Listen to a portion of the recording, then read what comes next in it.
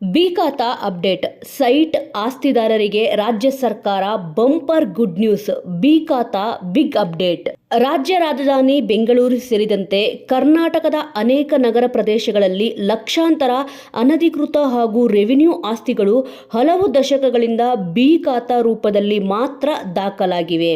ಈ ಆಸ್ತಿಗಳಿಗೆ ಎ ಖಾತೆಯ ಹಕ್ಕು ದೊರಕದೆ ಕಡಿಮೆ ಮಟ್ಟದ ದಾಖಲೆಗೊಂದಿಗೆ ಮಾತ್ರ ಪಟ್ಟಿ ಮಾಡಲಾಗುತ್ತಿತ್ತು. ಇದರಿಂದಾಗಿ ಆಸ್ತಿಯ ಮಾರಾಟ, ಬಾಂಡು, ಬ್ಯಾಂಕ್ ಲೋನ್ ಮುಂತಾದ ಬೇರೆ ಬೇರೆ ಹಕ್ಕು ಮತ್ತು ಆರ್ಥಿಕ ಚಟುವಟಿಕೆಗಳಲ್ಲಿ ಅನೇಕ ಅಡಚಣೆಗಳು ಎದುರಾಗುತ್ತಿತ್ತು. ಈ ಹಿನ್ನೆಲೆಯಲ್ಲಿ ಸದ್ಯದಲ್ಲಿ ರಾಜ್ಯ ಸರ್ಕಾರ ಬಿ ಖಾತಾ ನವೀಕರಣದ ಸಂಬಂಧ ಬಹುಮುಖ್ಯ ಘೋಷಣೆಯೊಂದನ್ನು ಮಾಡಿದ್ದು, ಇದರ ಪರಿಣಾಮವಾಗಿ 40 ರಿಂದ 45 ಲಕ್ಷ ಆಸ್ತಿದಾರರಿಗೆ ಒಂದು ಬಾರಿ ಸಕಾಲದಲ್ಲಿ ಅವಕಾಶ ಒದಗಲಿದೆ. ಬಿ ಖಾತಾ ಸುಧಾರಣೆ. ಸರ್ಕಾರದ ಹೊಸ ನಿಲುವು. ರಾಜ್ಯ ಸರ್ಕಾರ ಇದೀಗ ಅನಧಿಕೃತ ಆಸ್ತಿಗಳು ಬಿ ಖಾತಾ ನೀಡುವ ಮೂಲಕ ಬಿಗ್ ಅಪ್ಡೇಟ್ ನೀಡಿದೆ. ಆರಂಭಿಕ ಘೋಷಣೆಯಲ್ಲಿ ಬಿ ಖಾತಾ ಅರ್ಜಿ ಸಲ್ಲಿಸಲು 3 ತಿಂಗಳ ಗಡುವು ನಿಗದಿಯಾಗಿತ್ತು. ಆದರೆ ಇದೀಗ ಸರ್ಕಾರದ ಮೂಲಗಳಿಂದ ಲಭ್ಯವಾಗಿರುವ ಮಾಹಿತಿ ಪ್ರಕಾರ ಈ ಗಡುವನ್ನು ಅಧಿಕೃತವಾಗಿ ನಿಗದಿಪಡಿಸಲಾಗಲಿಲ್ಲ ಎಂಬ ಮಾಹಿತಿಯು ಹೊರಬಿದ್ದಿದೆ.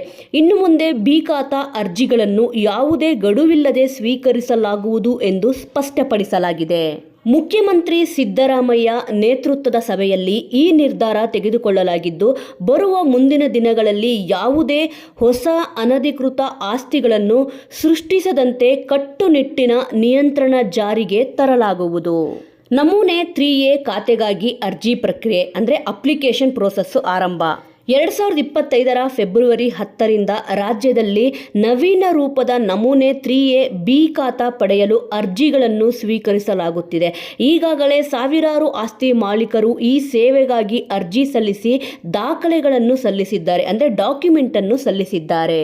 ಇನ್ನು ಅರ್ಜಿಗೆ ಬೇಕಾದ ಅಗತ್ಯ ದಾಖಲೆಗಳು, ಡಾಕ್ಯುಮೆಂಟ್ ಯಾವ್ದ್ಯಾವುದು ಅಂತಂದರೆ ಸ್ವತ್ತಿನೊಂದಿಗೆ ಮಾಲೀಕರ ಫೋಟೋ, ಅವ್ರದ್ದು ಯಾವ ಜಾಗ ಇರುತ್ತೆ ಆ ಜಾಗದೊಂದಿಗೆ ಅವರ ಮಾಲೀಕರ ಫೋಟೋ ಬೇಕಾಗುತ್ತೆ.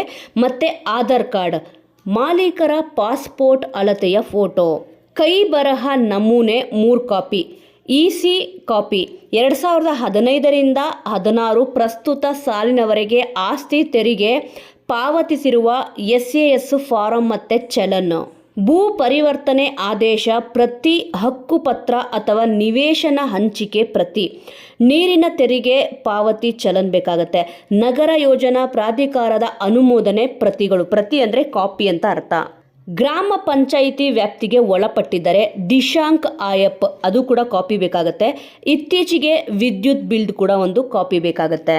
ಈ ಬದಲಾವಣೆ ರಾಜ್ಯದ ನಾಗರೀಕರಣದ ಪ್ರಕ್ರಿಯೆಯಲ್ಲಿ ಒಂದು ನಿರ್ಣಾಯಕ ಹೆಜ್ಜೆಯಾಗಿದೆ.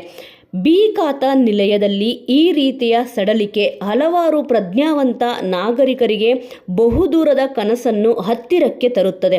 ಆದರೆ ಸರ್ಕಾರ ಹೇಳಿರುವಂತೆ ಮುಂದೆ ಯಾವುದೇ ಅನಧಿಕೃತ ಕಟ್ಟಡ ಅಥವಾ ಯೋಜನೆಗಳಿಗೆ ಅವಕಾಶ ನೀಡದ ದಿಟ್ಟ ನಿರ್ಧಾರವನ್ನು ಕೈಗೊಂಡಿರುವುದು ಈ ರೆಗ್ಯುಲೇಷನ್ ಕ್ರಮದ ಸಮತೋಲನ ಕ್ರಮವಾಗಿದೆ.